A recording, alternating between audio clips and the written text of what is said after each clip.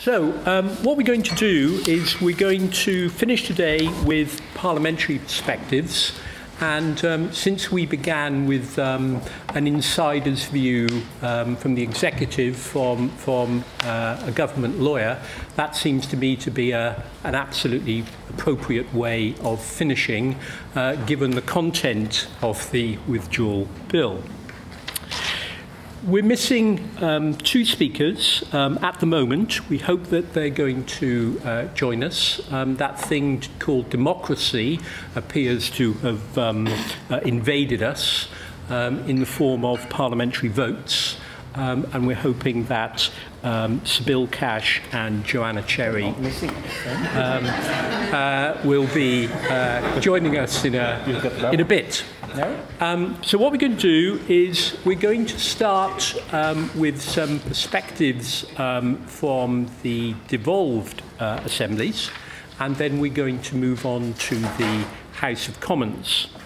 And Eluned Morgan is very helpfully, for these purposes, a nice bridge, if I may call you a bridge, Eluned, because, of course, Eluned sits both in the National Assembly for Wales and in the House of Lords. So we'll get on with it. And I've asked the speakers really to speak for about 5 minutes each, just to sort of make some introductory overview points about their views on the bill, and then really to have a really sort of interactive discussion, perhaps between the panellists, but of course particularly with you, the audience. So let's start with a view from Northern Ireland, a view from the Alliance Party in Northern Ireland. Stephen. Thank you. Well, thank you very much and good afternoon, everyone. I'm beginning to feel rather jealous about all these parliamentarians who are busy casting votes. I haven't had the chance to cast a vote in our assembly since January, which is a bit of a shame. But you can ask me about that in more detail at the end if you wish. It is actually very surprising that the EU withdrawal bill has had extremely little attention in Northern Ireland to date, even though its implications are incredibly profound for our devolution situation. I was going to use the word settlement, but things are anything but settled at this stage. In particular, where we may need to go in Northern Ireland in light of our particular unique circumstances, depending upon how you wish to describe it. Just a word to pick up first from the last session around some of the mechanisms for coordination between the devolved regions. At this stage, we're not particularly represented in those, though I think some of our civil servants are still sneaking in and keeping an eye on what's happening. But the main forum for coordination between the UK government and the devolved administrations is through this beast called the Joint Ministerial Council, which does meet rather sparingly, and whenever it does meet, it meets in a very chaotic format. There's been relatively little discussion, I understand, around this bill itself within that particular structure, and indeed around the wider negotiation around Article 50.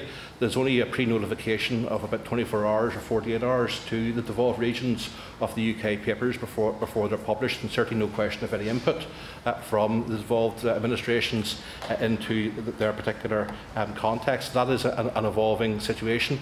And just to add a little bit of flavour to the context around the devolved administrations not having their interests fully acknowledged, or this sense that the UK government may wish to repatriate some of our current powers to the centre. That attitude even extends as far as the Republic of Ireland, who at times have been either insulted or something else by the UK government, who at various times imply that they should be part of various solutions to fix the UK, who themselves are the ones who are actually leaving the European Union rather than Ireland.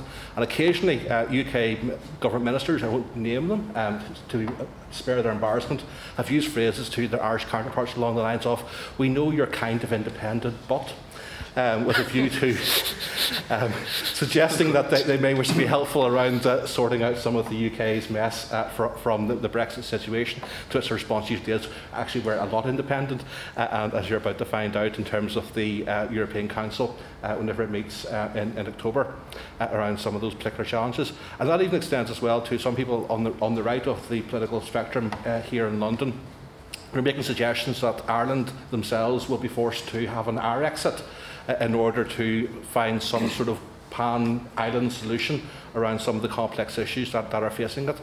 And the reality is that is not even remotely on the agenda in Dublin whatsoever. It's not going to happen. And economically, their interests lie more now with the European Union than they do with the UK. 40 years ago, that may well be the case based around things like agri-food, but today, with investment in Googles and Facebooks into Dublin, it's very much with Brussels. And even if the economics were towards some relationship with England being more important, the politics are very much around their continued independence. So that's very much a red herring that they are pursuing.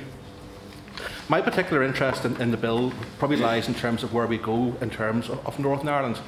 Northern Ireland is much more affected by Brexit than any other part of the UK, not least because we have the land border. We're reflected in both the UK's Article 15 negotiating principles, but more clearly in terms of the perspective from both the European Commission and the European Council. So that's set out that there does need to be some particular regard to that situation. The proposals from the UK government to date are fanciful at best and have been essentially rejected by Michel Barnier and also the Irish government, who will have the key say in terms of assessing whether progress has been made on that particular strand at the October European Council meeting. So that is something that's there in terms of our particular situation. Put things in perspective around the border, and I think this may be an urban legend, but I think people have actually fact-checked this. Apparently there are something like 275 border crossings on the island of Ireland. And to put this in perspective, along the entire eastern frontier of the European Union, from the northern tip of Finland to southern Greece, there are 137. So they're almost twice as much in the island of Ireland alone as the entire eastern frontier. So this is a big, big complication. We have things like an all-island energy market. Our agri-food is essentially organised on an all-island basis.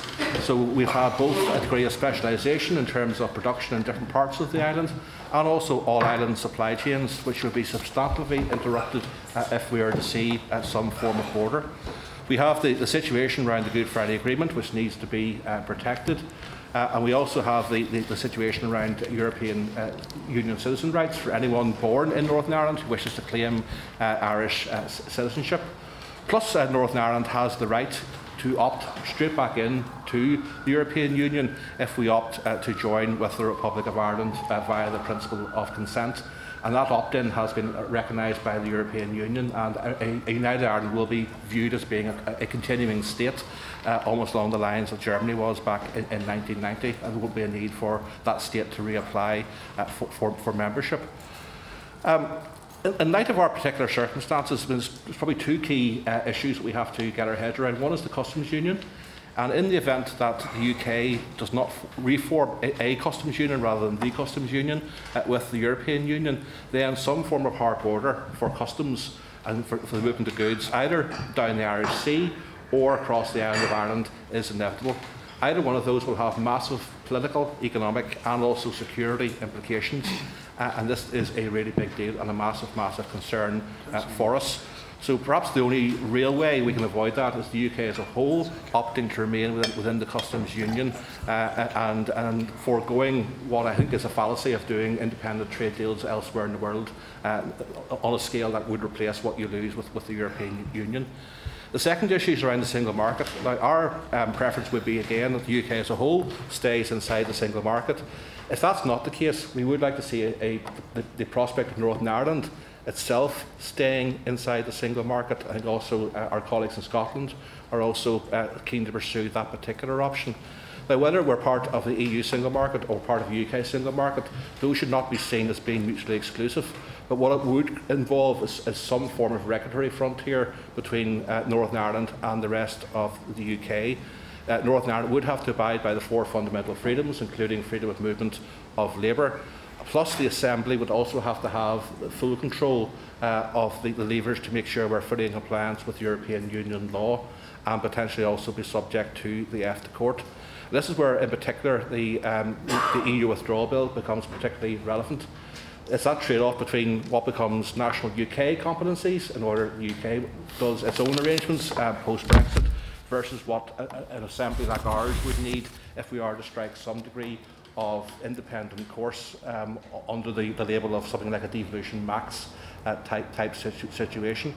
Already we have two key sectors around energy, where we are primarily in an all-island context, and also agri-food, where primarily we are a much more production-oriented society than a consumer-based society when it comes to agri-food, where our interests already diverge from the UK as a whole. And if we are to see, for example, agriculture policy remaining primarily at a London level and applied to all of the UK in order to do a free trade deal with the USA, that simply is not going to work in the context of somewhere like Northern Ireland.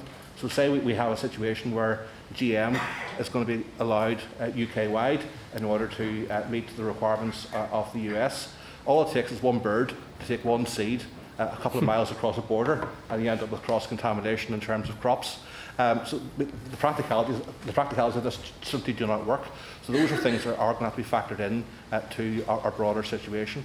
Just one final word in terms of our politics. Northern Ireland obviously is a divided society and a contested space. Northern Ireland only works based upon sharing and interdependence in our government. At best, we have parked the constitutional question over the past 20 years, and things have been shaky enough. Brexit throws the constitutional question right back on the table, because what Brexit means is the creation of new barriers and new borders. And in the context of Northern Ireland, that is incredibly destabilising. And in some ways, the pause in our devolution has been the first casualty of Brexit.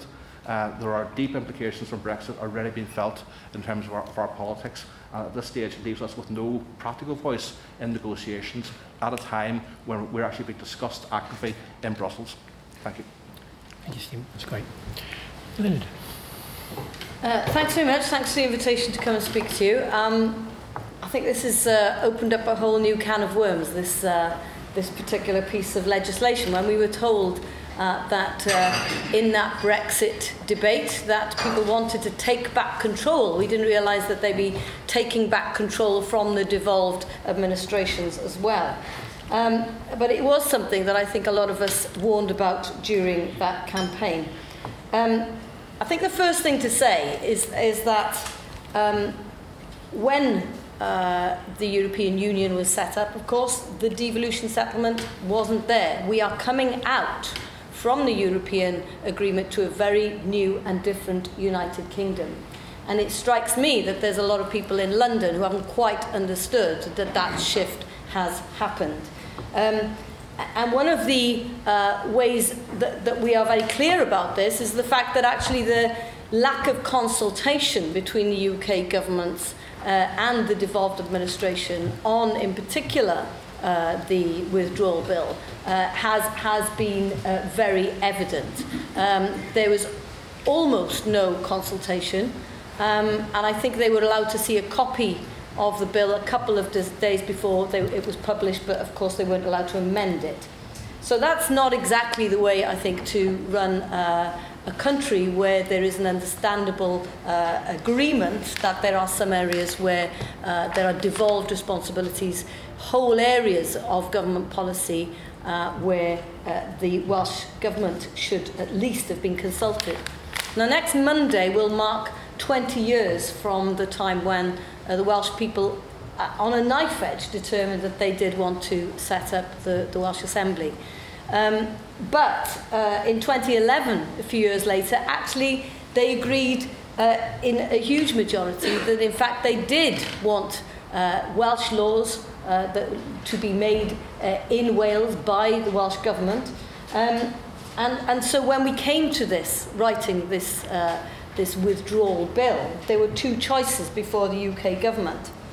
And that was, should the UK government be responsible alone for amending a whole body of European law in preparation for the UK to exit, after which the devolved institutions would have responsibility for areas within their competence, or should the UK government allow ministers in the devolved administrations the ability to prepare amendments within their competence from the outset? And it's pretty clear from the way that this bill has been written that they've gone for that first option.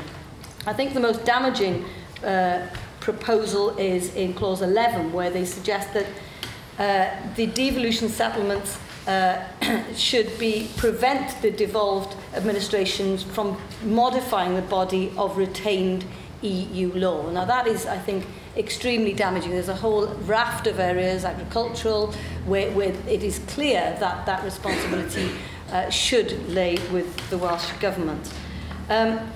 And of course, one of the key things is, for the first time, what we've got is the right of the UK government to legislate on devolved issues. Now, I spent a lot of time working on the Wales Bill last year, making sure that we had a new model, a reserved model of governance where it was very clear where responsibility should lie. And what strikes me with this new approach is that actually we're having the reintroduction of the conferred model of governance through the back door, so that it is up to the UK government to determine when and how they will allow the Welsh Government to become involved in areas that are indeed their responsibility.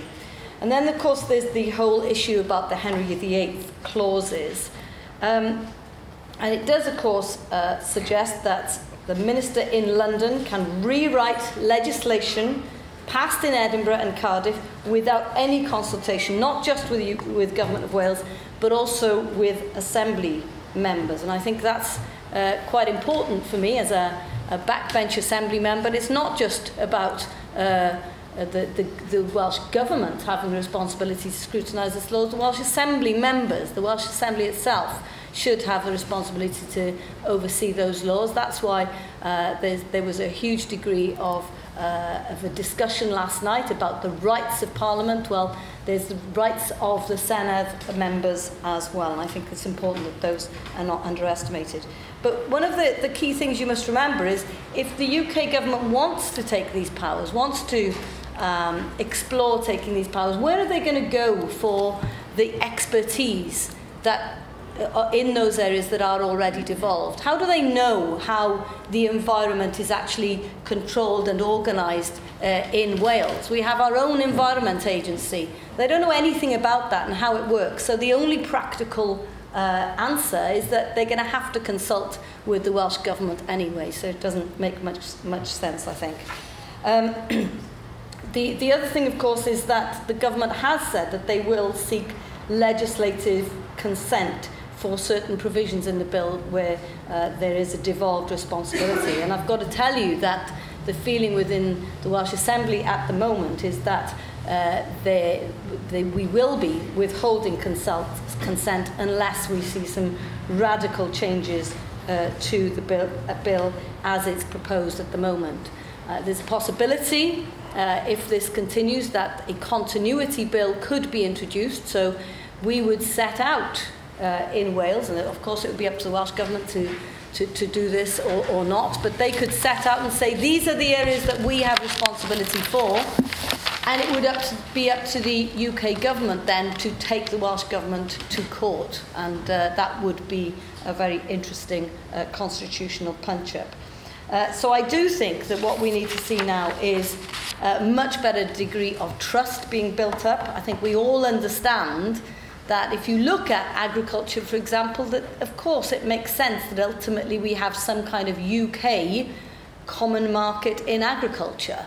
But those agreements, they have to be made in agreement with the Welsh Government and not imposed from the outside. So the changes that I think absolutely need to be made to the bill in its current form is to eliminate any reference to Minister of the Crown, the ability to amend what is devolved law. I think that's important. We need to see that there are circumstances where we need to, yes, create those UK frameworks, but it has to be done in agreement and with the consent of the Assembly. And I think it's important that we understand that in the same way as Parliament here can't be overlooked and sidelined, then the Assembly shouldn't be overlooked and sidelined as well. Thank you. So now we move to some House of Commons perspectives, and very happy to say that Sybil Cash has joined us. We'll start with Hilary Benn, and then we'll move to Sybil, and in the hope that Joanna Cherry does finally get here. Well, Richard, thank you very much, and thank you for your kind invitation to join you here today. I suppose I would describe the EU withdrawal bill as necessary but insufficient. Necessary in the sense that there needs to be a bill to give effect to the process that the government has set out of lifting up European law, moving it across and putting it down into UK law, so it continues to have effect the day after we have left. But its fundamental flaw is, to put it very mildly, it pays insufficient attention to the principles of parliamentary democracy, and I would echo very much what Eluna just said. This is not exactly taking back control, because the powers which the government proposes to take for itself are frankly breathtaking in their scope and extent, including the power by secondary legislation to amend other acts of Parliament, and most extraordinarily of all, to amend the bill itself after it has been enacted. So on the one hand, ministers get up in the House of Commons, as they have done over the last couple of days, and said, well, look at the safeguards, here they are, here are the safeguards, we're writing them into the bill, and then you look at the clause in which they propose to take unto themselves the power to amend the Act by secondary legislation, which could, in theory, remove those safeguards. Now, you can't construct, in my view, legislation in this way. Now, Henry VIII, I think he was in between wives when he issued his famous proclamation of 1539. Jane Seymour had just died and he hadn't yet wed Anne of Cleves. But it's not for nothing is that comparison made. The second thing I would say is that there is all the world of difference between, you take some EU regulation which everyone agrees should continue to apply, you pick it up, you look at it and you say it currently refers to the EU Commission. Well, clearly it cannot continue to refer to the EU Commission once we have left, so we need to delete the words EU Commission and substitute the Secretary of State for Environment, Food and Rural Affairs, to take an example, and you move it across and plonk it into UK law. The difference between that and a major question of public policy, which is the future of our air quality. Now, we have obligations in our legislation as a result of the Air Quality Directive to meet certain standards. We are failing to do so as a country. Leeds, the city I represent in part, is one of the places where we are exceeding the levels that should be set. Currently, it is the EU Commission that has responsibility for overseeing that, for enforcement, infraction proceedings, go to the European Court, fine member states, and so on and so forth. Question: to which body does the government propose to give responsibility for overseeing air quality once we've left? Now, the bill says in certain respects you can't create new bodies, but that doesn't cover a situation in which the government chooses to give responsibility to an existing body. Now, for the sake of argument, they might say to the Environment Agency, well, would you take this on? Thank you very much. The question then is, what powers will the Environment Agency have to enforce the legislation? How will it hold the Mayor of London, Leeds, the government, to account for policy decisions that they make? And will we, as citizens, continue to have the right of some mechanism to hold the government to account, including through the courts, if the government fails to do so? Now, that is a very, very substantial policy question.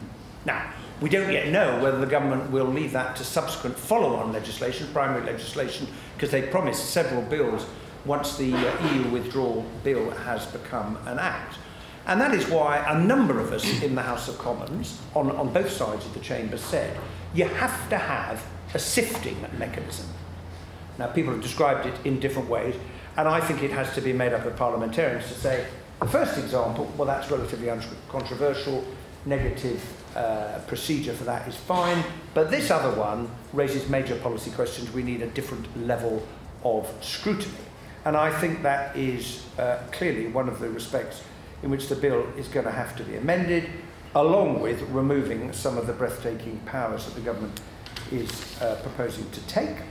There is then the question of the withdrawal agreement, clause 9 of the bill. I asked David's question on Thursday.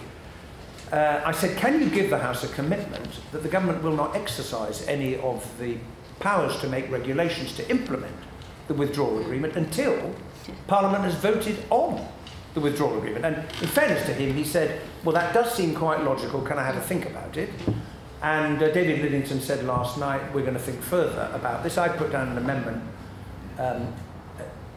just after midnight this morning, it was this morning, which simply says no regulations can be made under this clause until such time as the withdrawal agreement has been voted on by both houses of Parliament. Now that has, it seems to me, two advantages. One is it makes it clear that the implementation of the withdrawal agreement is dependent on Parliament agreeing to its terms, and secondly, it would actually put in legislation a reference to the votes in the Commons of the Lords, because the history of that is, to begin with, the government didn't want to give Parliament a commitment. And I would just, at this point, say this, that at every stage, from my point of view, the government has had to be pushed and prodded and cajoled into taking the role of Parliament seriously and understanding that we have absolutely no intention as the House of Commons in being a bystander in this process. We intend to be an active participant. And we are now in the backbenchers Parliament, as it has been christened, since the result of the election. The government doesn't have a very big majority. And it took a lot of effort. The Select Committee first report of the Brexit Select Committee said there really ought to be a vote. Eventually the government said that they would grant one. But I think it reflects an attitude of mind in the process, which you also see reflected in the terms of the EU withdrawal bill.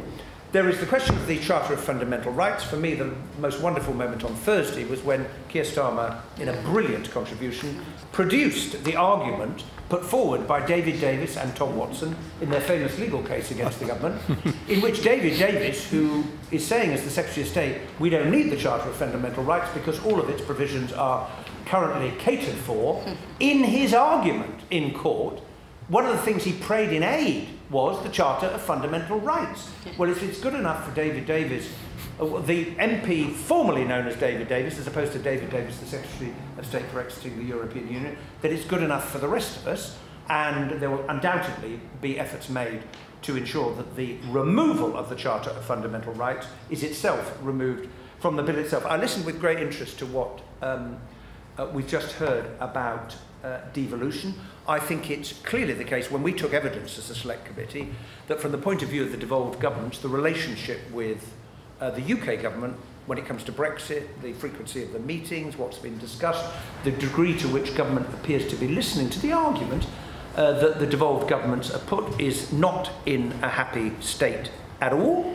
And I accept that there are issues that have to be dealt with in relation to devolution, because we need to ensure, while we're arguing about our place in the single market of Europe, that we don't end up with not having a single market as far as the United Kingdom is concerned. And I know from my previous experiences as Secretary of State for the Environment that there can be occasions where it has been a bit difficult to march in step, but that requires listening and debate. I would also say that I suspect one of the reasons the government is taking the view that it has is it has an eye to future trade deals. Because if the UK government negotiated with America and then said, well, that's all fine, I'm terribly sorry to have to tell you that what we've just agreed is not actually going to apply to Scotland or Wales, because they've decided to do something different and they don't want chlorinated chicken or whatever it is that you would like to sell to us. So I suspect that that is part of the motivation. What was very clear to me over the last 2 days, and to everyone watching it, is that although the government got the second reading of the bill through this morning, it is going to have to make some very significant changes. And I have brought along today here the first lot of amendments that have been tabled by a whole load of people. Well, there we are, when our bill is suitably armed also. And I think there is no doubt, over the 8 days that the government has specified for committee stage, that it will have to shift. It will then have to contend with the House of Lords. Interesting question, as always, for government. How much do you give in the Commons? Because you know the Lords are going to be asking for things too. The final thing I wanted to say was just about the context of this and the negotiations. To be honest, they are not going well. We are 15 months after the referendum. We are 6 months from the triggering of Article 50, and the negotiators still haven't reached agreement on the divorce issues, rights of EU citizens, Northern Ireland, which is hard to sort unless you know what arrangement there's going to be across all of the other borders between the United Kingdom and other EU member states, and of course the money.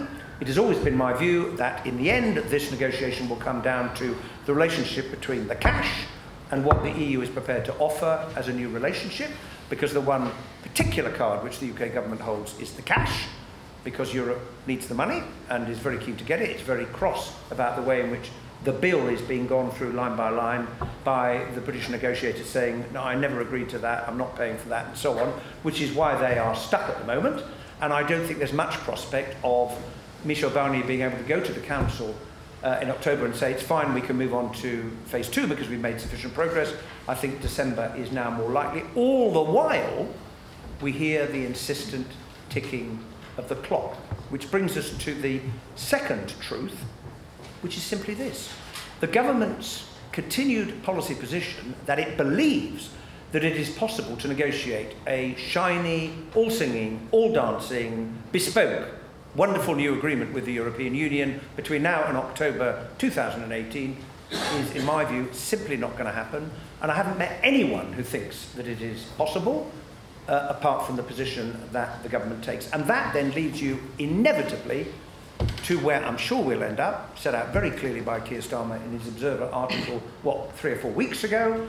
We're going to have transitional arrangements that involve staying in a customs union with the EU and within the single market, continuing to make payments, observing the judgments of the European Court of Justice, debate about free movement, where I do accept the referendum result sent us a message. There are things we can do as ourselves to amend the way in which we operate it. But I think that is inevitable. And frankly, the sooner the government says that openly to everyone, so it doesn't come as a shock to some people who seem to believe that it's either possible to negotiate a deal or we don't need transitional arrangements, the better, because then you can conclude a deal which says we've sorted some of the divorce arrangements, we've agreed there's going to be a transitional arrangement, we are hereby indicating the areas we will negotiate for a new association agreement between the UK outside the European Union and the 27 member states, and then we can get on with it. But as everybody in this room knows, a great deal rests on whether all of these things can be achieved. Thank you. All right. Sybil. Thank you. First of all, as you couldn't be more obvious, I'm not a spokesman for the government. We had the debate for the last 2 days, and I just want to set out what I would like to say briefly about the context and the sheer depth of the landscape that all this is occupying. And I'll say to begin with that the European Communities Act 1972 and its repeal, I think many people in this room may know I've been arguing for the best part of 30 odd years. In fact, the first amendment I ever put down, which I look back with some trepidation, was in fact I think it was something like June 1986, when I put down the amendment that nothing in this Act, that was a single European Act, shall derogate from the sovereignty of the United Kingdom Parliament. That's an encapsulation. It was only about 3 lines long. And I was told unequivocally that both by the Clerk of Public Bills that this was completely out of order.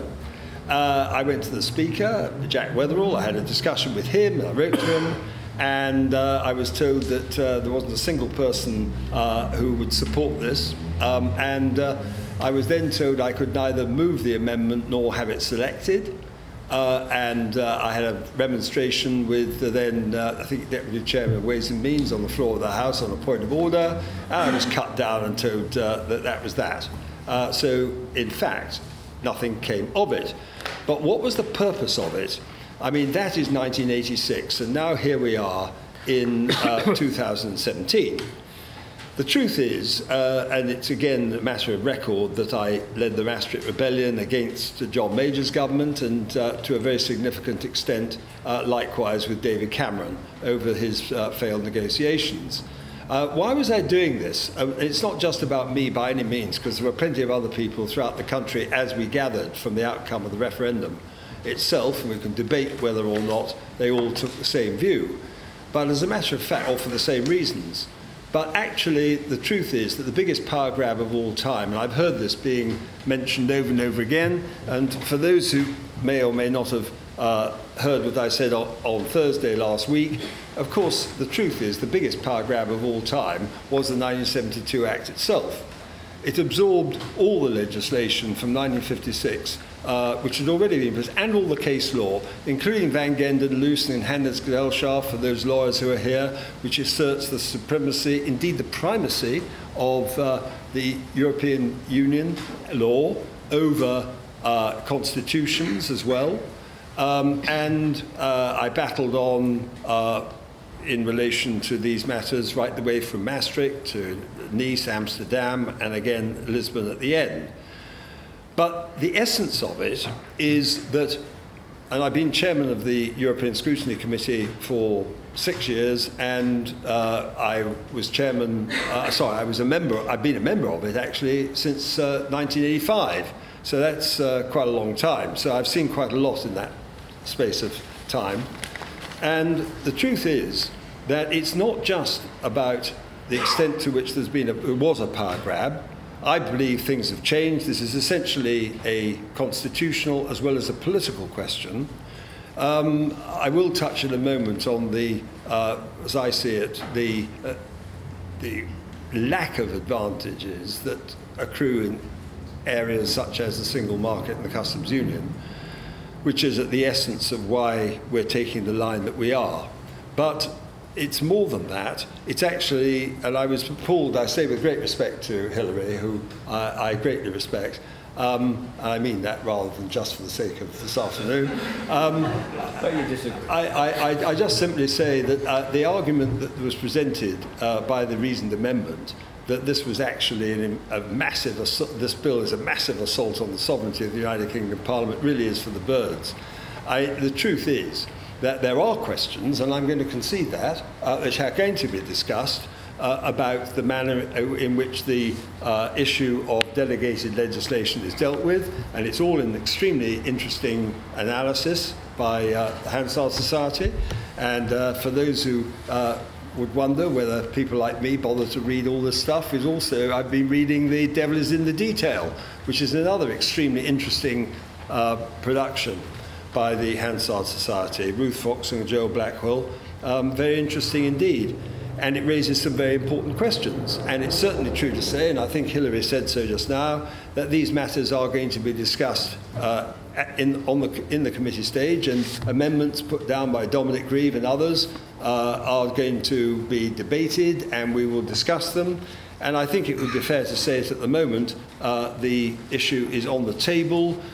David Davis himself appears to be giving some impression that we are going to be listening extremely carefully, and we don't want to end up in a complete cul-de-sac on this subject. And I don't think I'm going to go into it further than that. But on the substance of the questions, I just simply would like to say this. It's not just a power grab. I think that's rather a vulgar way of putting it. It's actually about the question of who governs you and how.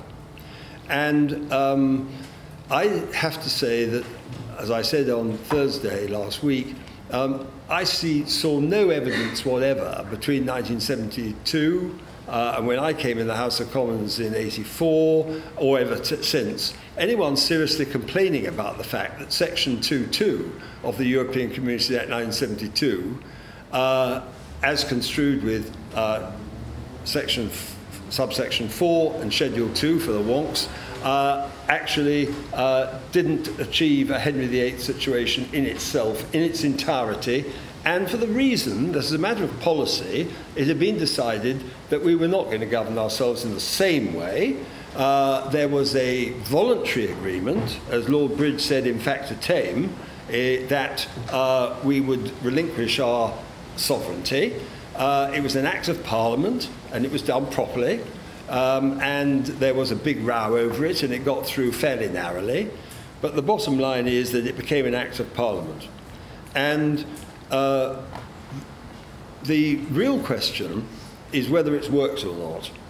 And from the point of view of many, and I'm not for a moment going to ascribe views to anybody in this room, apart from myself, for me it has not worked. I voted yes in 1975 for what a reason I thought were good reasons, because I wanted to see a stable Europe cooperating with one another, and I really thought that this had possibilities, and that at the age of 35 I was working in a law firm doing some constitutional law, Dyson Bell, for those who know anything about that firm. And I was personally convinced that that was the thing to do. But you see, when I got in the House of Commons, I realised that actually it wasn't quite like that. And I often say the worst thing the Whips ever did was to put me on this obscure committee called the European Legislation Select Committee, because I then began to realise just exactly what was going on. And I wasn't sort of making enormous row about it at the time. I just simply took that view.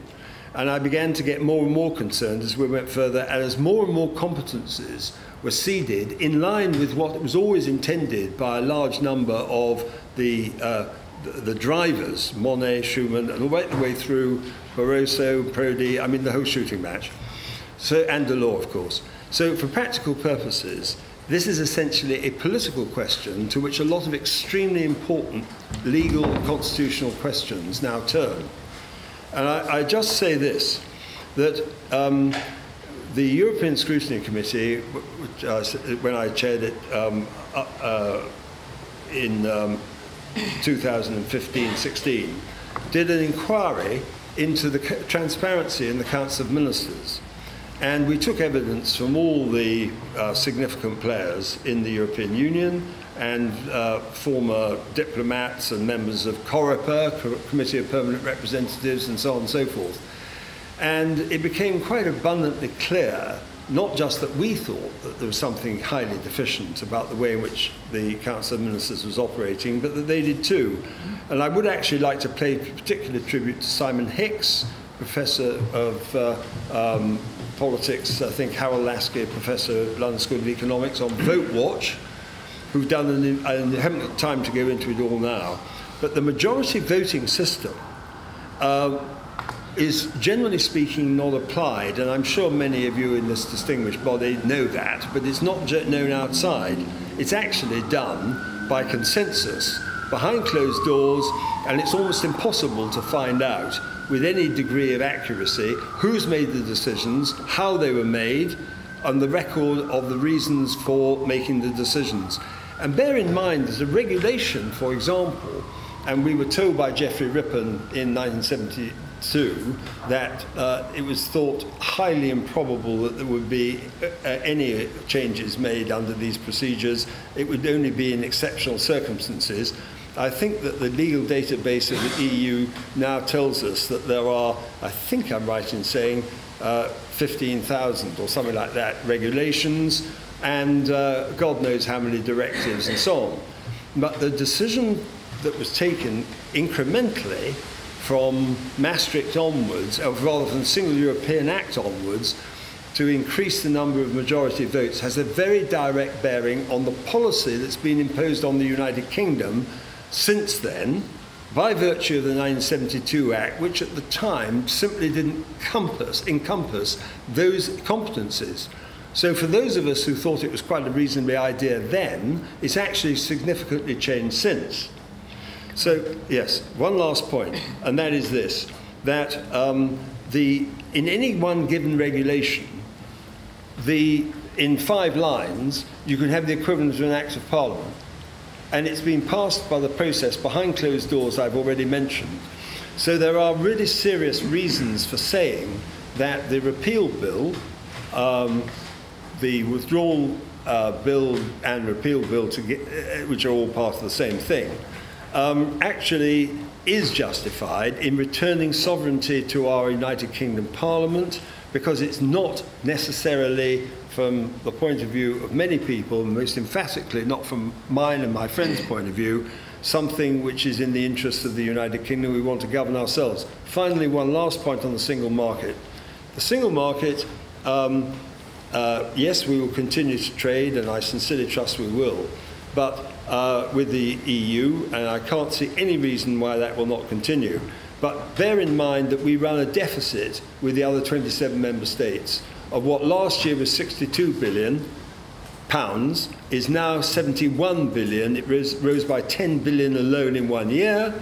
And the Germans, if I may just mention the name, actually did have a surplus of 82 billion last year, which has gone up to 100 billion this year. So it's pretty good for them. It's not quite so good for us, if I may say so. On the single question of the customs union, again, we don't control our economic trading policy. It's effectively in the hands of the Commission, and I'd simply say that we need to unshackle ourselves from that. But this is essentially a political, constitutional and democratic question. It was decided by the House of Commons last night. Naturally, I'm very pleased.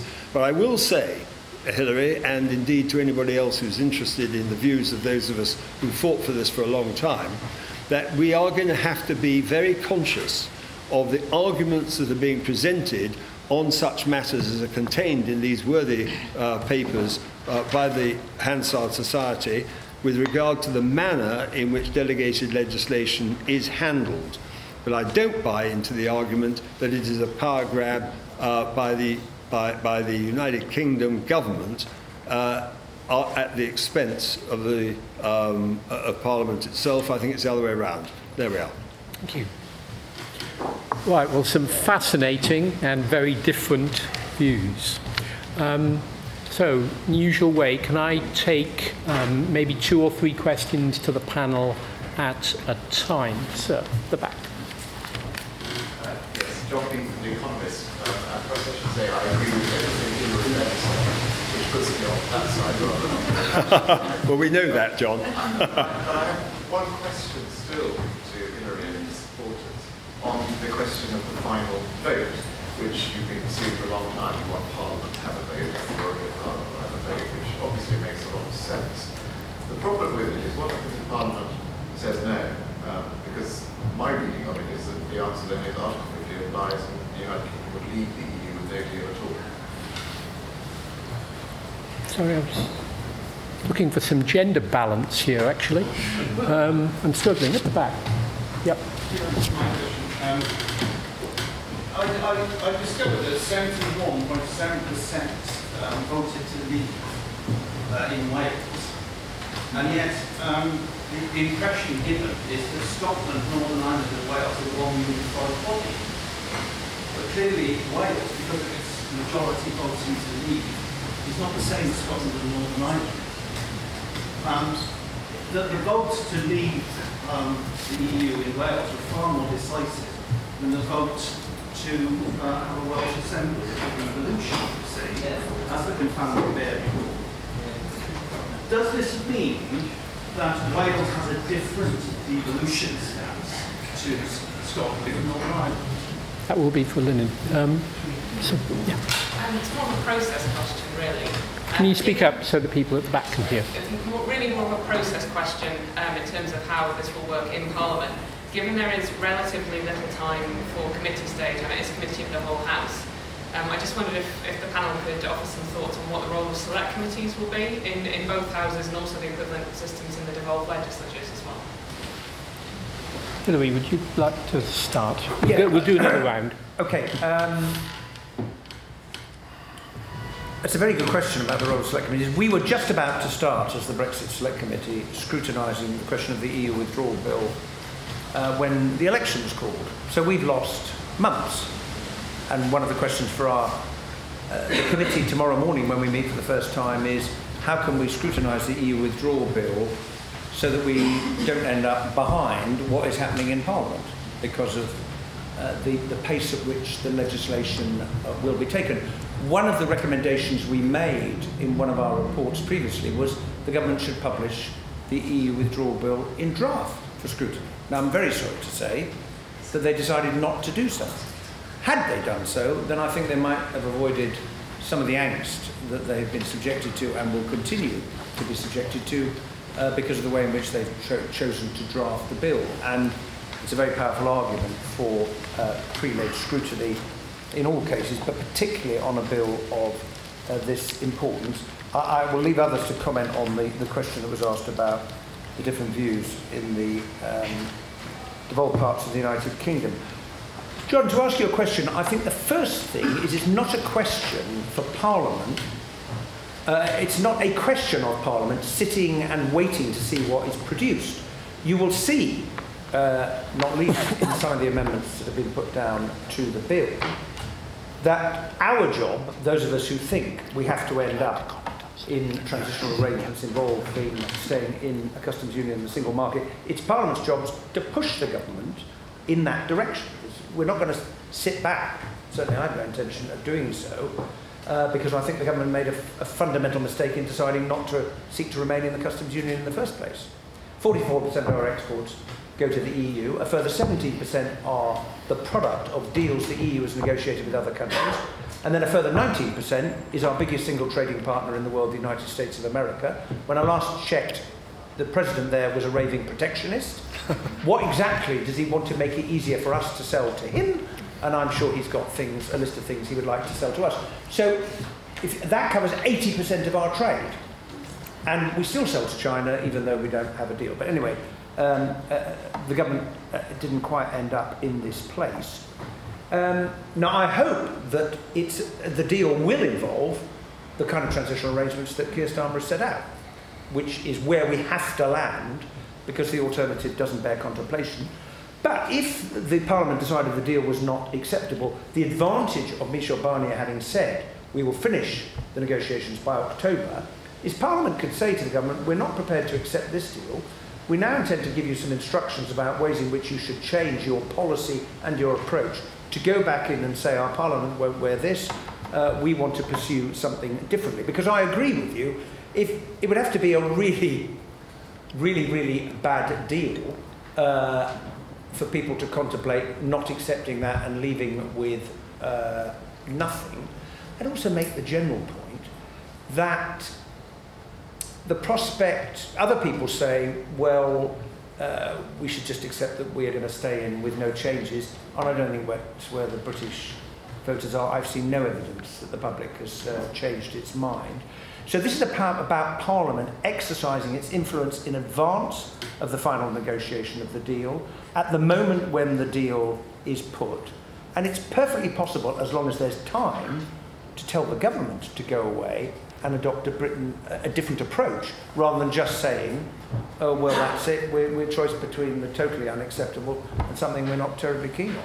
So Parliament's got to do its job, is I think my answer to your question. Let's take another view on select committees, and then I'll ask Ellen and Stephen maybe to talk a little bit to respond to the question about the divergent votes. Just exclusively on the select committee issue, yes, I mean, we know a significant number of very important select committees who are going to be looking at it from their vantage point.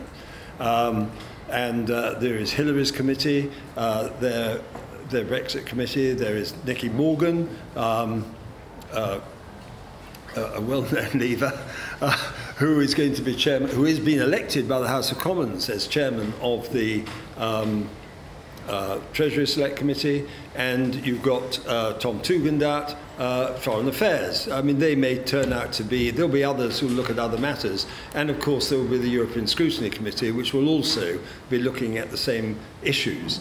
But the select committees will be important, and it may be that it won't be so much as the result, which is produced in the report, which the government quite often doesn't actually take so much notice of, but the fact that the evidence that is taken will get into the public domain as a result of asking very distinguished people, such as, I suppose and hope, the Hansard Society and others like that, and then to get it out into the public domain, if only the media would allow it to be done properly, which I'm afraid is one of my great complaints, that the best way to keep a secret is to make a speech in the House of Commons. But it really is important that the select committees who have the powers and the capacity to do a proper analysis on an all-party, objective basis, do the job properly. And none of that will affect the outcome of the second reading. or indeed, in fairness to what Hilary was saying, the outcome of the referendum, and the fact that, by the way, the referendum itself was endorsed by Act of Parliament, as it has to be, the fact that the Withdrawal Act had to be, as it turned out, endorsed by Act of Parliament, and that was voted by 494 to 114. And then, of course, the general election, when around 80% of the people who voted were voting for parties who themselves, in general terms, were in favour of accepting the result of the referendum. So there is a real fusion, as I said last Thursday, between democracy and sovereignty and the operations in the House of Commons. But to answer the important question, it is very important, I think the select committees individually and collectively have an enormous responsibility to bring in the right people, ask the right questions, and to ask very tough questions, because I think that is the best way in which the select committee system functions. Lynn. Just to clarify that the vote in Wales was about 52% to leave and 47% to stay, and the most recent opinion polls are showing that actually that situation would be reversed if we had the vote today. So, so what does that mean, and how has the Welsh Government positioned itself? Well, I don't speak for the Welsh Government, but one thing is clear, and that is that they are determined that whatever happened in that vote, that people did not vote to make Wales poorer. And if you look at, of course, the huge amounts of structural funds that have come in over the years, that's one aspect of it. But actually the trade issue in Wales is absolutely critical. And whilst in the UK, the amount of trade that is sold with exports go to the EU is about 40%, in Wales, it's about 2/3 of our exports. So the impact, if we fail to get the kind of deal that is necessary for us to maintain jobs in Wales, could be very damaging to the Welsh economy. And just to give you an example of that, about 90% of our trade in lamb exports that are exported go to the European Union. And so if we didn't get the kind of deal that we expect without any barriers to trade, then that could be catastrophic to the 58,000 people employed in the agricultural community in Wales, and of course all the ancillary things that go alongside that. Can I just say one thing on the deal, and Bill talked about the lack of transparency when we're talking about trade deals. Well, I worked in the European Parliament for 15 years, and I can tell you we went through detailed scrutiny of exactly what the regulations would be. It was open, it was transparent. We went through that detail. We were elected representatives from this country. The UK government also, of course, had a say in every piece of legislation that came through. This is not something that's imposed by the Commission. But what would be interesting for me to know is how much transparency would we see in terms of a new deal with Japan? Would we be able to see what kind of widgets would be accepted? Would we be allowed some kind of a say in those kind of detailed negotiations that actually does happen within the context of the European Union? My guess is that we wouldn't. So what we'll be getting in future trade deals outside the European Union is actually much less transparency than we had within the European Union. Stephen. And just to pick up on that last point as well, I think it's important that the UK does not underestimate the determination of the EU27 to have solidarity and to protect the remainder of the European Union, and the notion that certain economies or countries are going to peel off from that consensus, I think, is a little bit over-optimistic.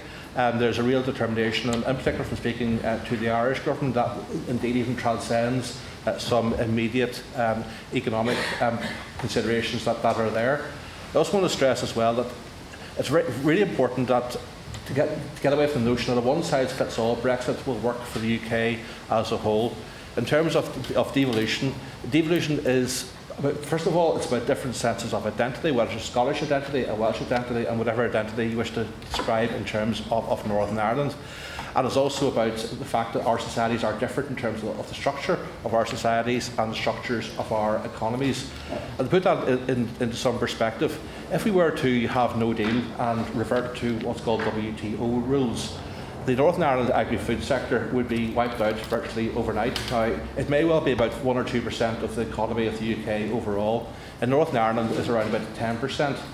In terms of production, if we were faced with having to pay EU tariffs for movements on the island, there are some production techniques where goods will actually move 4 or 5 times across the border in terms of the actual production system itself.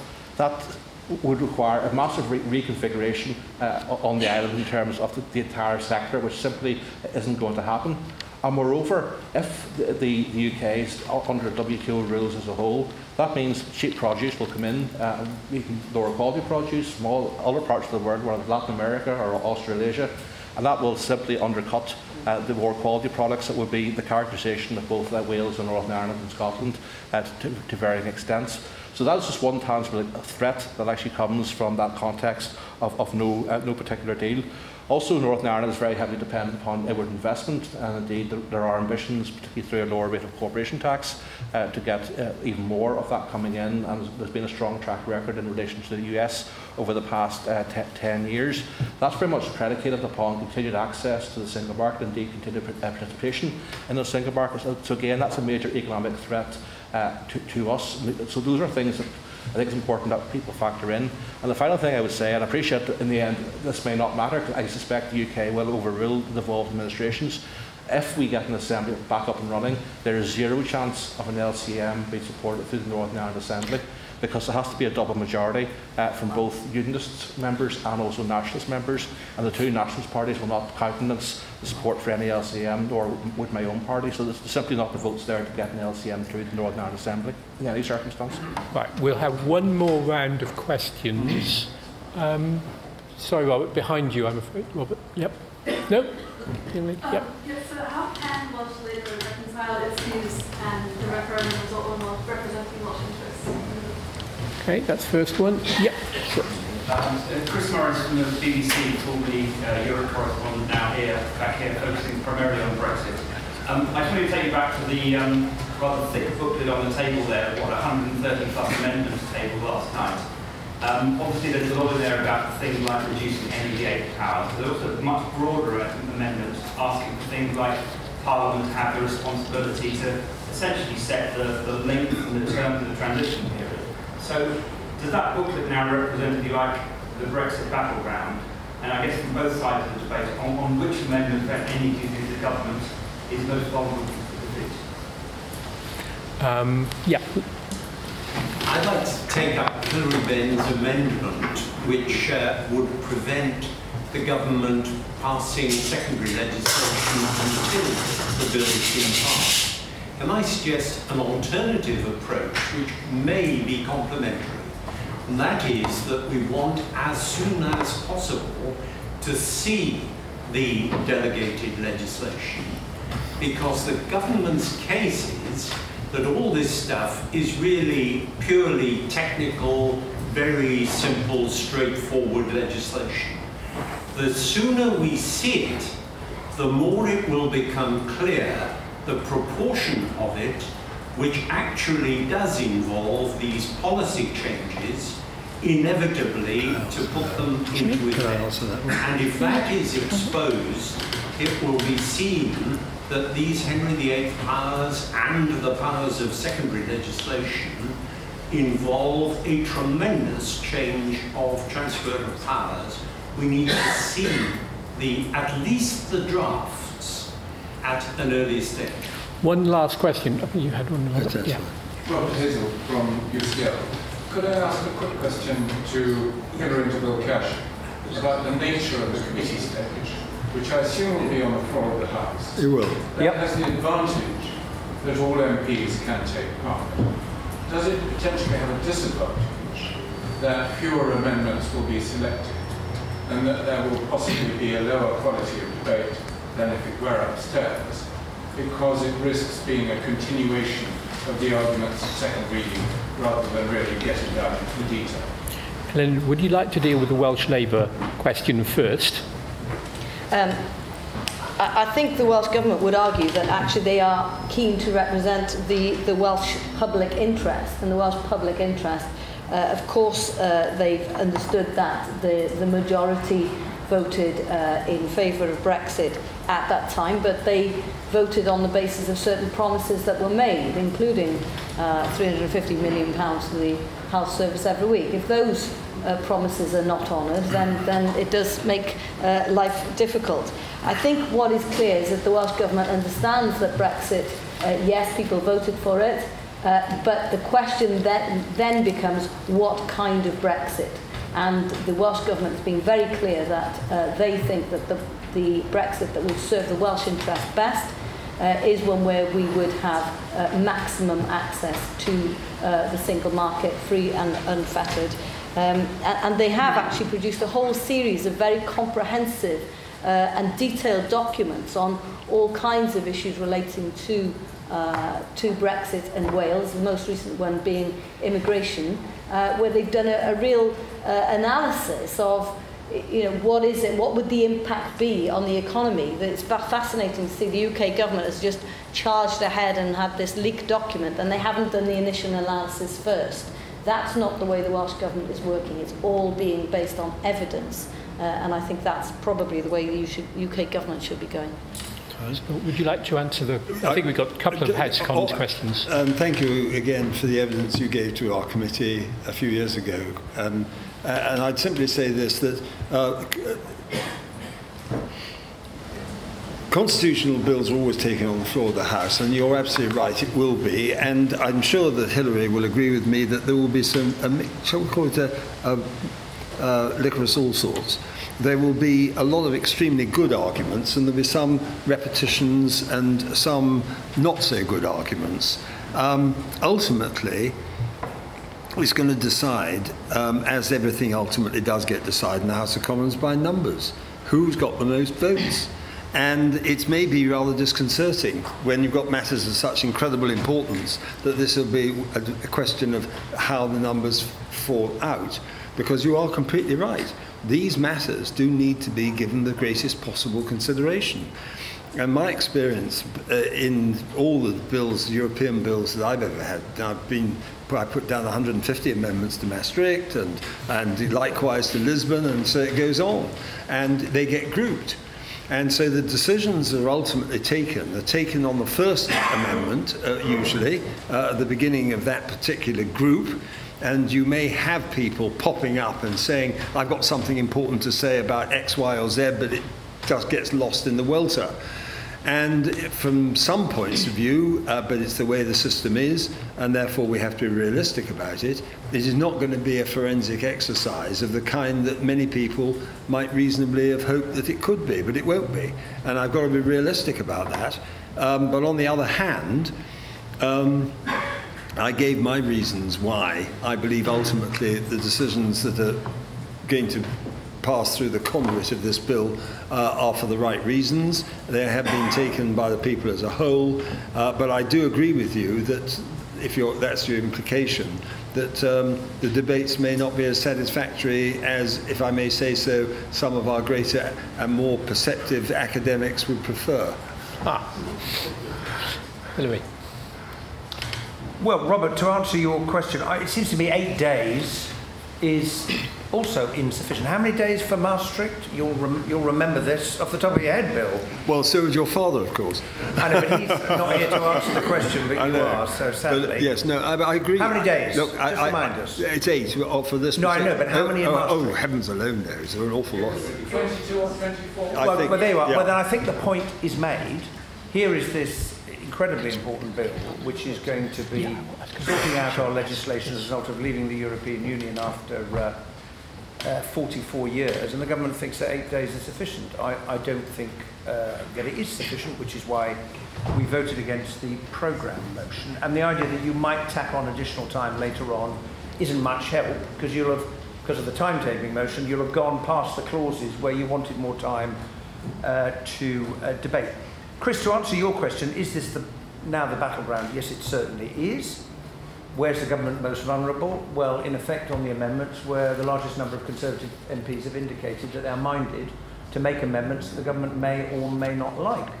And that goes to the heart of the makeup of the new Parliament, because we saw in the summer, on a completely separate question, Stella Creasy and some other backbenchers from all parties put down an amendment to the Finance Bill calling on the government to pay for abortions for women from Northern Ireland who come to the UK. It wasn't the government's policy.